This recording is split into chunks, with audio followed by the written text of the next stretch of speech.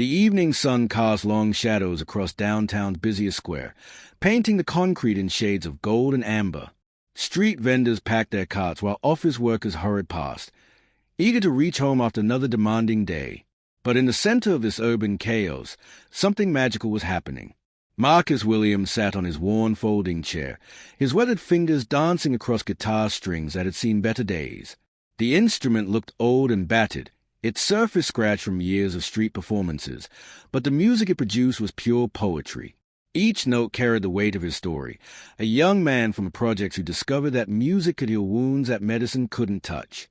The handwritten sign beside his open guitar case told his mission simply: raising money for children's charity. But Marcus knew the real story was more complex. 3 months ago, his little sister had been diagnosed with leukemia. The treatments were expensive, and his family couldn't afford them alone. Instead of wallowing in despair, Marcus took to the streets with his guitar, determined to raise money not just for his sister, but for all the kids fighting battles they never chose. People stopped to listen, drawn by the authenticity in his voice. A businessman in an expensive suit dropped a $20 bill into the case, pausing to listen for several minutes before walking away with tears in his eyes. A young mother with twin toddlers sat on a nearby bench, swaying gently to the melody while her children clapped their tiny hands. "That boy is something special," whispered an elderly woman to her friend. "Music like that comes from the soul." Marcus felt their appreciation like warm sunlight. This wasn't about fame or recognition. This was about connection. Every dollar that landed in his case represented hope, compassion, and a belief that strangers could care about children they'd never met. His voice grew stronger with each song, his confidence building as the crowd grew larger. Among the gathering audience stood John Cena, though nobody recognized him at first. He had been walking through the city after a long day of meetings, seeking a moment of peace in the urban landscape. But Marcus's music stopped him cold. There was something raw and honest about the performance that reminded John of his own humble beginnings.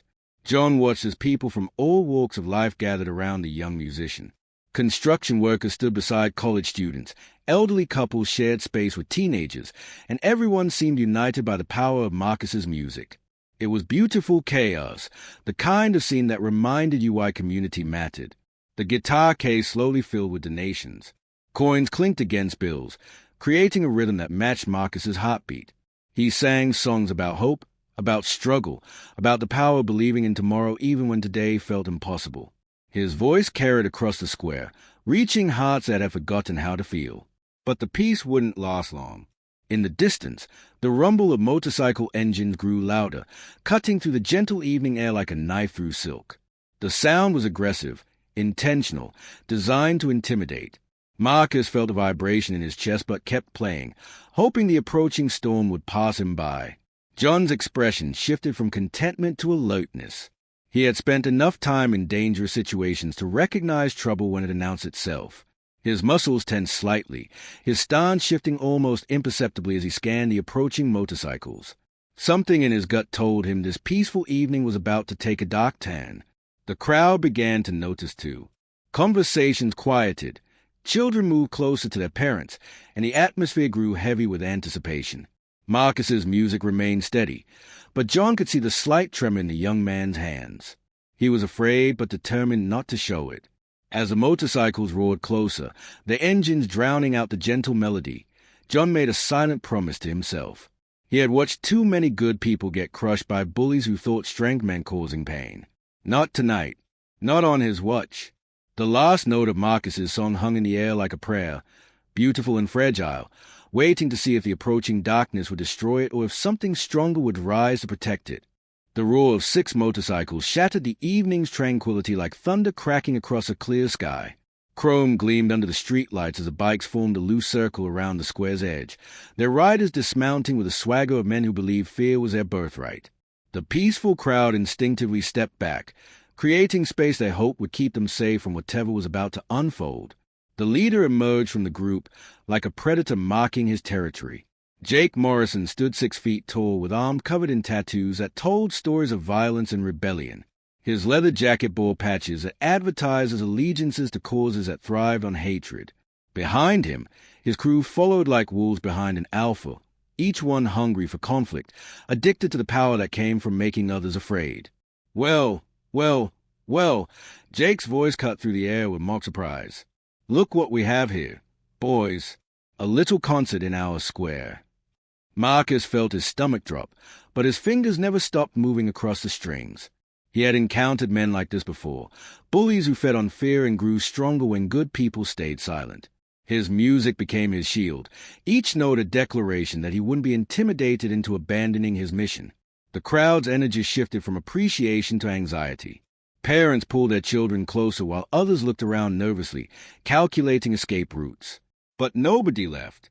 Something about Marcus's determination to keep playing despite the obvious threat inspired them to stay and witness what would happen next. "Hey, boy," Jake called out, his voice dripping with disdain. "You deaf or just stupid? I'm talking to you." Marcus looked up, meeting the biker's gaze with quiet dignity. "I hear you just fine, sir, but I'm not bothering anyone. I'm just playing music." Jake's laugh was harsh and ugly. "Music? You call that noise music? And what's this?" He kicked at the guitar case, scattering a few bills, begging for change like some kind of street rat. "I'm raising money for children's charity," Marcus replied, his voice steady despite the tremor John could hear underneath. "Kids who are fighting cancer, kids who need help their families can't afford." The explanation only seemed to anger Jake more. He signaled to his crew, and they began closing in around Marcus like a noose tightening around a neck. The crowd watched in horror, but nobody moved to help. The biker's reputation for violence was well known, and most people valued their safety over a stranger's dignity. "Charity." Jake spat. "You think we're stupid? This is just another scam, another sob story to separate good people from their hard-earned money." From the crowd's edge, John watched the scene with growing anger. He had seen this script played out too many times, bullies targeting someone vulnerable while good people stood frozen by fear. His hands clenched into fists as he calculated distances and angles, preparing for the moment when words would no longer be enough. Marcus stood up slowly, his guitar still in his hands. "It's not a scam, sir. Every dollar goes to help sick children. You can check the charity's website if you want proof." "Proof?" Jake stepped closer, his shadow falling across Marcus like a dark cloud. "The only thing I want proof of is that you understand this is our territory. You don't set up shop here without our permission, and you definitely don't do it looking like that." The racist undertone hit the crowd like a slap. Several people gasped, and John felt his jaw clench with barely contained rage. This had moved beyond simple intimidation into something much darker and more dangerous. Marcus felt the weight of every eye in the square. He could pack up and leave, avoid the confrontation that was building like a storm on the horizon. His safety demanded retreat, but his conscience demanded something else entirely. These children needed him to be brave, needed him to stand up even when standing up felt impossible. "I have just as much right to be here as anyone else," Marcus said, his voice growing stronger with each word. "And I'm not leaving until I've done what I came here to do." The declaration landed like a challenge thrown down in front of an angry king. Jake's face flushed red with rage, and his crew began laughing, the kind of ugly laughter that preceded violence. The crowd held its collective breath, sensing that the point of no return was approaching fast. "Wrong answer, boy," Jake snarled, reaching for Marcus's guitar. "Let me show you what happens to people who don't know their place." John stepped forward, his massive frame cutting through the crowd like a ship through water. He moved with purpose but not yet urgency, giving the situation one last chance to resolve itself without violence. But deep in his heart, he already knew how the story would end. The evening air crackled with tension as two different kinds of strength prepared to collide, one built on fear and hatred, the other forged in justice and compassion. Jake Morrison's hands wrapped around Marcus's guitar neck with the casual cruelty of someone who had broken things more valuable than musical instruments. The young musician's eyes widened in horror as he realized what was about to happen, but his grip on the guitar remained firm. This wasn't just an instrument. It was his lifeline, his connection to hope, and his sister's chance of survival. "Please," Marcus said, his voice barely above a whisper, "this guitar belonged to my grandfather. It's all I have left of him." The plea only seemed to fuel Jake's malicious enjoyment. "Your grandfather?" he mocked, his voice loud enough for the entire crowd to hear. Well, maybe you should have thought about that before you decided to pollute our square with your presence. Behind Jake, his crew formed a semicircle of leather and malice. Tommy Wrench Rodriguez cracked his knuckles while Chain Miller fingered the heavy links around his neck like a rosary of violence. They had done this dance before: intimidate, escalate, and then unleash fury on anyone who dared stand up to them. It was a system that had worked for years because good people always chose safety over justice. You see, boy, Jake continued, his grip tightening on the guitar, this square has rules, unwritten rules that keep the peace. And rule number 1 is that your kind doesn't belong here. The crowd watched in stunned silence as the confrontation reached its boiling point. A few people held up phones, recording the scene with shaking hands, but nobody stepped forward to help. Fear had turned decent people into frozen statues, witnesses of injustice who felt powerless to prevent it. Marcus felt tears stinging his eyes, not from fear but from rage and helplessness. 3 months of savings had gone into repairing this guitar after his last encounter with street thugs. 3 months of working double shifts at the diner, skipping meals, and walking instead of taking the bus. All so he could stand here and raise money for children who needed miracles. The money isn't for me, Marcus said desperately, trying one last time to reach whatever humanity might exist in Jake's heart. It's for kids who are dying, kids who never hurt anyone, who just want a chance to grow up. Spare me the sob story, Jake sneered. I've heard them all before. Poor little victim trying to tug at heartstrings for easy cash. John Cena had heard enough. He began moving through the crowd, his jaw set with determination and his eyes locked on the unfolding injustice. People parted instinctively before his imposing figure, though most still didn't recognize who he was. They just knew that something dangerous and powerful was cutting through their ranks like a guided missile toward the confrontation. Last chance, boy, Jake announced with theatrical cruelty.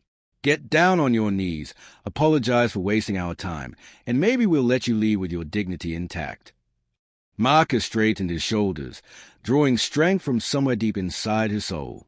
I won't apologize for trying to help children, and I won't get on my knees for anyone. The defiance was like gasoline thrown on Jake's anger. His face contorted with rage as he raised the guitar high above his head, preparing to bring it crashing down against the concrete. The crowd gasped collectively, knowing they were about to witness the destruction of something beautiful and meaningful.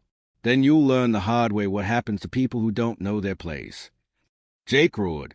The guitar began its deadly arc downward, its wooden body catching the streetlight one last time before what seemed like inevitable destruction. Marcus closed his eyes, unable to watch his grandfather's legacy and his sister's hope shatter into splinters. But the crash never came. Instead, Jake's wrist was suddenly trapped in an iron grip that stopped the guitar's descent mid-swing. The biker's eyes widened in shock and pain as fingers like steel cable prevented him from completing his act of destruction. He looked down at the hand holding him, then followed the massive arm up to a face that radiated calm authority. I think you've done enough damage for one evening, John said, his voice steady but carrying the weight of absolute certainty. Time to walk away. Jake tried to pull free, but John's grip was unbreakable. The guitar hung suspended between destruction and salvation, its fate now in the hands of someone who understood that strength meant protecting the innocent, not crushing them. The square fell silent except for the sound of labored breathing and the distant hum of city traffic. Marcus opened his eyes to see his instrument intact, held safe by a stranger whose presence had changed everything in a single heartbeat. Who the hell do you think you are? Jake snarled, though his voice carried less confidence than it had moments before. John looked directly into the biker's eyes, his gaze unwavering. Someone who believes everyone deserved a chance to be heard. The confrontation had reached its pivot point, where words would give way to action and the true character of each man would be revealed under pressure. The recognition hit Jake's crew like a lightning bolt. Tommy Wrench Rodriguez went pale beneath his scraggly beard, his cocky demeanor evaporating as reality sank in. Holy hell, he whispered, his voice barely audible above the evening breeze. That's John Cena. Chain Miller took an involuntary step backward, his hand dropping from the metal links around his neck. Snake Williams, the youngest of the group, felt his mouth go dry as he stared at the mountain of a man who had materialized from the crowd like an avenging angel. But Jake Morrison had built his reputation on never backing down, even when common sense screamed at him to retreat. His pride was worth more than his safety, and admitting fear in front of his crew would destroy the carefully constructed image that kept him in power. "I don't care if you're John Cena, Hulk Hogan, or the Pope himself," Jake snarled, though his voice carried a tremor he couldn't quite suppress. "This is our territory, and nobody tells us what to do here." John's grip on Jake's wrist tightened just enough to send a clear message without crossing the line into excessive force. "Your territory?" he asked, his tone conversational but dangerous. "Funny, I thought public spaces belonged to everyone." The crowd had grown larger as word spread through the square. People emerged from nearby shops and restaurants, drawn by the commotion and the whispered rumors that a celebrity was involved.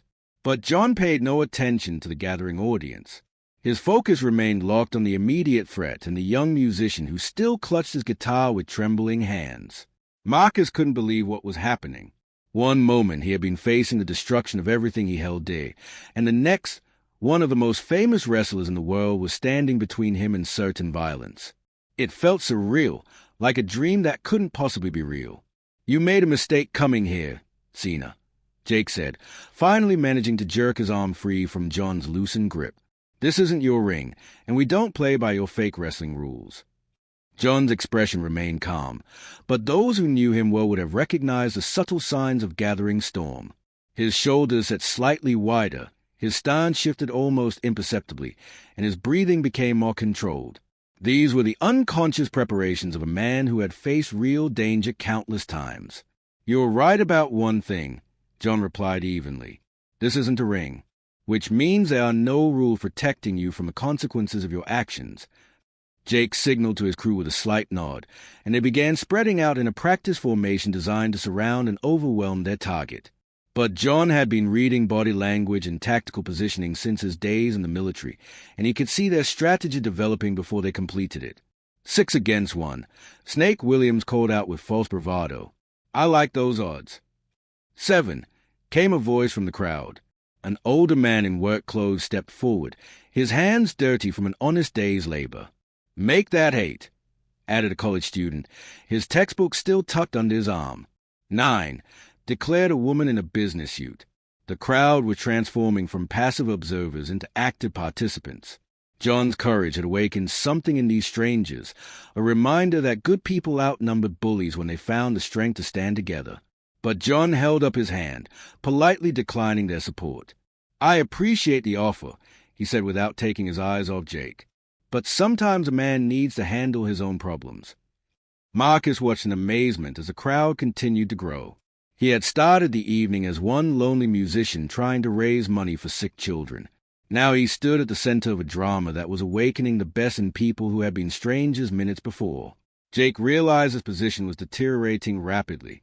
The crowd's sympathy had shifted completely against him, and even his own crew seemed less eager for confrontation now that they faced a legitimate opponent instead of a helpless victim.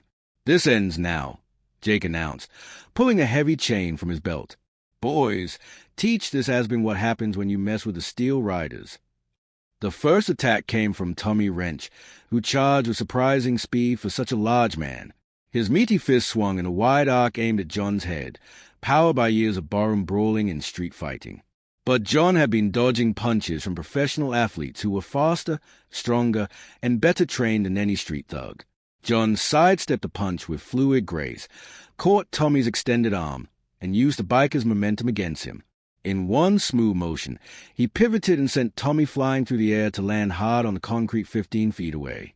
The impact knocked the wind out of the big man, leaving him gasping and unable to continue the fight. "Anyone else?" John asked, his voice still calm but carrying a note of warning that made even the bravest of Jake's crew think twice about their next move.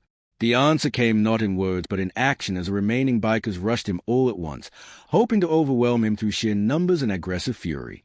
What followed was not a fight. It was a masterclass in controlled violence delivered by someone who understood the difference between necessary force and cruel excess. Chain Miller swung his namesake weapon in a vicious arc, but John caught it mid-swing and used it to pull the bike off balance. A precise elbow strike to Chain's solar plexus dropped him to his knees, gasping for air but otherwise unharmed. Snake Williams tried to attack from behind, but John spun with cat-like reflexes and caught him with a perfectly executed hip toss that sent the young biker tumbling across the pavement.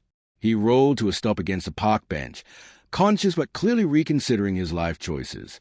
The remaining two bikers hesitated, subtly understanding that their reputation for intimidation meant nothing against someone who had faced genuine athletes in actual competition. Fear began replacing their artificial bravado as they realized they were outmatched in every way that mattered. Jake watched his crew's systematic defeat with growing desperation. His entire identity was built on being the toughest man in any room, the alpha predator that others feared and respected. But John Cena was dismantling that carefully constructed image with the efficiency of a demolition expert. "You want to settle this between us?"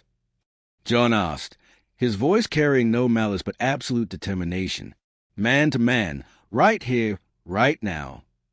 Jake's hand tightened around his chain, but his eyes betrayed the fear he was trying so hard to hide. He had built his reputation fighting drunks in bars and intimidating people who couldn't fight back. John Cena represented a level of opponent he had never faced, someone with the skill to hurt him badly and the moral authority to do it without guilt. The crowd pressed closer, their phones capturing every moment of what felt like a modern-day David and Goliath story. But unlike the biblical tale, this David was 6 feet tall and built like a tank, while Goliath was discovering that size and cruelty were poor substitutes for genuine strength. "Come on then," Jake growled, charging forward with his chain raised high. "Let's finish this." The attack was clumsy, telegraphed, and powered more by desperation than strategy. John sidestepped easily, caught Jake's wrist, and twisted until the chain fell harmlessly to the ground. Before the biker could react, John had him in a submission hold that rendered him completely helpless without causing permanent damage. "Here's how this ends," John said, his voice calm despite the physical exertion. "You and your crew are going to apologize to this young man, contribute to his charity, and then leave quietly. If I ever hear about you bothering street performers again, we'll have another conversation, and it won't be as friendly as this one." Jake's pride warred with his survival instinct, but survival won. "Okay," he gasped through gritted teeth. "We'll go." John released him and stepped back, but remained ready in case the biker tried one last desperate attack. Instead, Jake slowly reached into his wallet and pulled out a crumpled $50 bill, dropping it into Marcus's guitar case with obvious reluctance. "Sorry," he muttered, the word barely audible. His crew followed suit, emptying their pockets of cash while nursing their bruises and wounded egos. Within minutes, the Steel Riders were climbing back onto their motorcycles, their engines roaring to life with what sounded more like retreat than intimidation. As the sound of motorcycles faded into the distance, the square erupted in cheers and applause. Marcus stood in shock, staring at his guitar case which now overflowed with donations from the crowd and the forced contributions of his tormentors. "I don't know how to thank you," Marcus said, his voice thick with emotion. John placed a gentle hand on the young man's shoulder. "You already did, by not backing down. That took more courage than anything I did tonight."